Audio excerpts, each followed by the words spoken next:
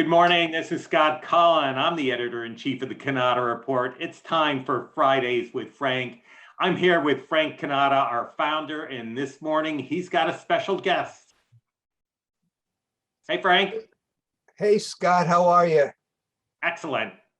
All right. Welcome, everyone. Nice to be able to discuss something quite different than what we have been talking about in the past. And we're very fortunate today that we have a guest, David Pohlman, president of GreatAmerica Financial, who's going to address some of the concerns that dealers have expressed to us. Good morning, David. Morning, Frank. Good to see you. Good to see you as well. Well, David, let me kind of quickly summarize the three areas that I've heard repeatedly regarding the leasing processes that some seem to be upset with. First is the 90-day period for renewal.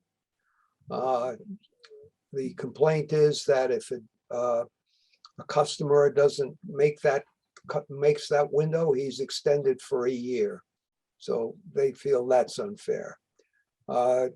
Number two is the one where the provision that the customer has to continue writing individual checks for the last 90 days. That's what I've heard as a negative. So what they're saying is, why can't just send one check for the 90 days and it's done? And the last is, ideally, what they would like to see is a 30-day window. In other words, cancel, prior to 30 days, and it's canceled. Your thoughts?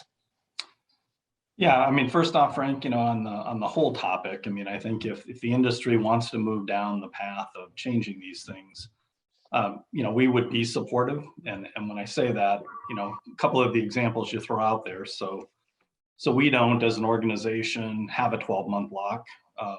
Anything written on Great America paper is just month to month when it's in renewals, and we don't require a 90-day notification either. So some of the things that I think might be an economic driver for some, candidly aren't for us. But with that said, I will say that a lot of the rules that are in place, a lot of the things that are in program agreements that we have with our customers are really the result of them wanting additional protections, related to their customer base. So, hardly a month goes by where I don't have a dealer call me that, had an unfortunate experience where a competitor took that customer away, and they're wanting to see what things can they add to their agreement, what things can they do to bring even more strength to that agreement and to make it harder for their competitor to take that account away. So, there are certainly practices in the leasing industry that I wish were a little bit different, but on this particular topic, I mean, I would really say definitively that a lot of the things that are in place are really dealer driven. I mean, these are things that over the years dealers have requested to have in those agreements, and that's why they're there. So in other words, you're responding to your customer. Your customer is saying, this is what I want. That's right. Well, I kind of scratched my head with that one, David, because you can't, and all of us in our businesses, if a customer asks us to do something, we're going to try our damn best to get it done and done it the way they want it. So, and they're asking leasing companies to modify the process to satisfy the objections that they may have. That to me just doesn't seem, possible. I don't know how does one do that? I mean, it would really require on a dealer by dealer basis that they were comfortable adjusting their program agreement to reflect a different process or a different approach. Because, I would say particularly in more recent years, a number of dealers of ours anyway have requested that when a buyout request comes in from an end user or from a presumably a competitive dealer, that we provide the information to them, meaning the incumbent dealer, and that they then provide it to whoever is requesting it. And so, if we're a private label, those are things that, that we do support and we do allow, and those are things that are captured in some of those agreements. So, it would require on an individual dealer basis that they agree to have something different than that going forward. I know in this case, the SDG has gone to individual manufacturers to get them to adjust or change their practices.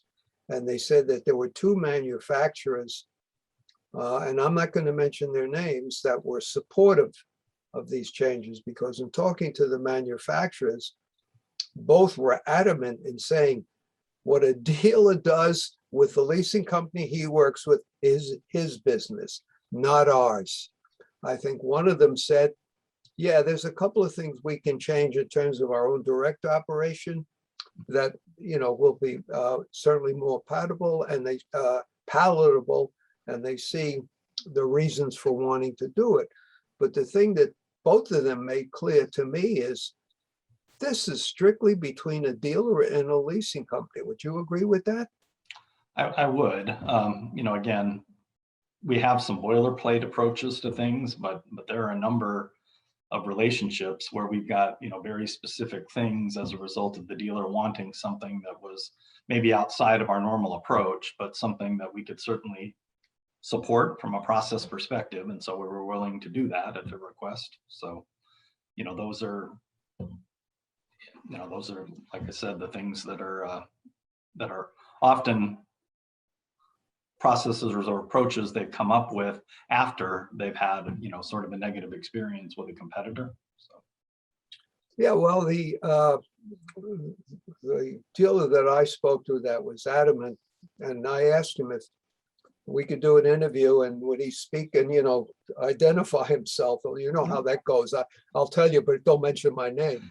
No, he said, by all means. And what he indicated was a practice whereby the dealer who takes away the machine never compensates the customer for the 90 days that he's supposed to pay to the former leasing provider. Have you ever heard of that, such a practice? I have not seen that, but again, that's different than our normal approach. So we probably wouldn't have experienced that, but if it's a contractual obligation in the agreement, that sort of seems like a bad idea not to conform. I mean, that was what the end using customer had agreed to. So, it feels like if I'm the dealer exercising that practice, I'm actually putting my customer at risk here, or my newly acquired customer at risk. It just seems to me, if you have a contract that says this is what you're supposed to do, you have to do it. And I'm assuming that when a dealer knocks out a competitor, that he provides that contractually, that he's going to be responsible for that 90-day period. So again, these are some of the things that trouble me with this whole thing. There's things being said that are really just seem very questionable. And I'm beginning to feel that with all the problems this industry is facing today, this has got to be on the bottom of the pile. I don't want to be disrespectful to the people who feel very strongly about this, but I wish what they would do is just step back and take a look and see at all the other things that they have to deal with today, and say, leasing's got to be at the top of the list. How do you feel about it, David? Again, there are aspects of this, Frank, that I look at, and it does make sense to me. I mean, it does seem sort of strange that a dealer is going to warehouse equipment for potentially a year or more, continue to make payments before they can ship it back. I mean, some of those things I'm never going to argue that it ideally would be different than that. But again, but in that scenario, even if the dealer that lost the customer were willing to allow the new dealer to ship the equipment back, we would absolutely abide by that. So it's almost something that even within a geography, if dealers wanted to kind of work out rules of engagement, that would be doable. But just be interesting to see when the opportunity really presents itself, if that's something that they would be willing to do, because it feels like there are often some pretty hard feelings when that happens. In other words, this could almost be done on a case-by-case basis. It could. Well, there comes a time when you have to exercise some reasonableness when you have a conflict or something that is disruptive or injurious to your business. And I'm starting to lean in that direction. I mean, everybody we've spoken to, I think of as reasonable people, good business people, whether it's the leasing company. I've spoken to other leasing providers, and they're pretty much, it's voicing what you're saying with not much difference. And so on that basis, I think it's an easy decision for most people to make. But we'll continue to pursue this and go the full boat that I promised the people at SDG I would do. And we're looking forward to talking to a dealer that is adamantly opposed to any changes. So we'll get his point of view. And I want to thank you for joining us today. No, it was my pleasure. Thank you for the offer. Okay, take care. Thank you. You take care as well, Frank.